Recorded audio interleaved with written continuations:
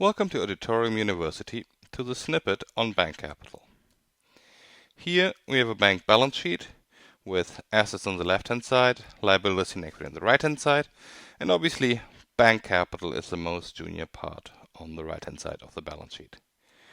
To put a couple of more labels to this, so we have our capital, then here the classic bank items, customer deposits and loans to customers. Then we have wholesale funding and investments and cash. And we have derivatives on both sides on the balance sheet. And obviously we have buildings and PP&E. Important, every liability instrument has two aspects. It has a capital aspect, which is ability to absorb risk. And there is a funding aspect. It's a risk-free funding aspect, so that's the money that has to be repaid because these two are orthogonal. Another important concept is that of going concern capital versus gone concern capital. Going concern capital absorbs losses without the institution having to fail, whilst gone concern capital absorbs losses only in bankruptcy or in a resolution. So those are the instruments that we're going to look at. First, equity. Most junior liability instrument, nothing below. No obligation, very strong risk component, and it's going concern risk, obviously, and gone. Small funding, junior to everything, and it is pretty expensive, and the main reason here being that it's not very tax efficient. Then we have contingent convertibles or COCOs. These are some kind of funny instruments because in principle they're sitting here, but they're converted into equity when a certain trigger event appears. So on the downside, they're converted into equity. Pretty strong risk component, especially on the downside, especially as a going concern instrument. And so they have a weakish funding component because they're probably pretty expensive. And they are junior, very junior, after conversion. As for volley for money, not obvious because a lot of instruments around and the pricing is not very certain for the time being.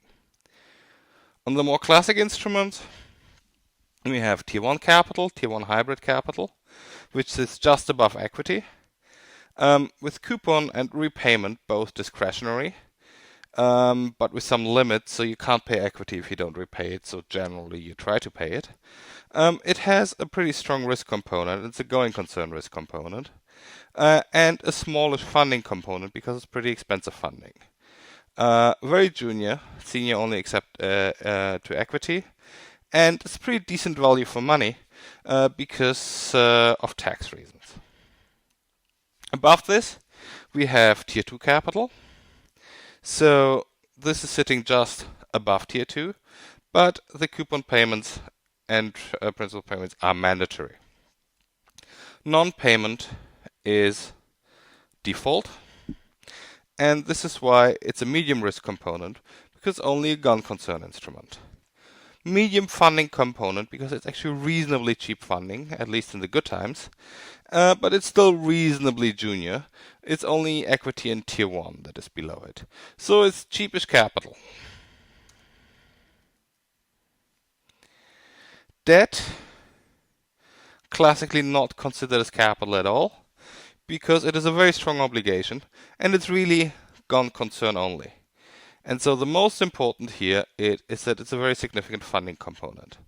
However, it can be bailed in, and it might be junior actually to deposits. So as a form of capital, it's cheap, but it's obviously not a very strong as a form in capital. Classic securitization, and with classic I mean a cash securitization. So this is something that happens on the asset side. Assets are removed from the balance sheet. It's not a liability side instrument. So on these assets, the risk is transferred. And so it's a going and a gone concern instrument. Generally, it's a moderate risk component because the junior tranches are often retained. But it has a very strong funding component because that's the purpose of the thing. and so the senior tranches are usually sold off. And so it's generally a pretty decently cheap funding instrument. If the junior tranches are distributed, it's actually a pretty cheap risk instrument also because of tax reasons.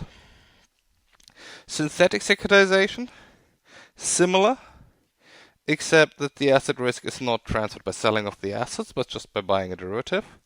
Again, specific to selected assets, going and gone concern.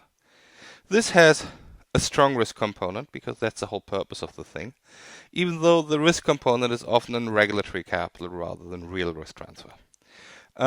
Very weak funding component because even if it's collateralized, this is going to be general collateral, not bank-specific collateral. And it is generally cheapish on the risk side, and especially when it's a reg up, it is very cheap.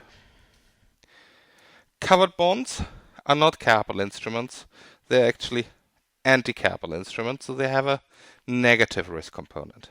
And why do they have this? Well, they're liability side instruments, but they have a priority claim over certain risk assets. So these assets are removed, and other instruments don't have access to those assets anymore. So for this, they have a very, very strong funding component. It's very cheap funding, and this is the main reason to issue them. Now finally, here we have an overview where we look at all the instruments from the capital aspect here and from the funding aspect here.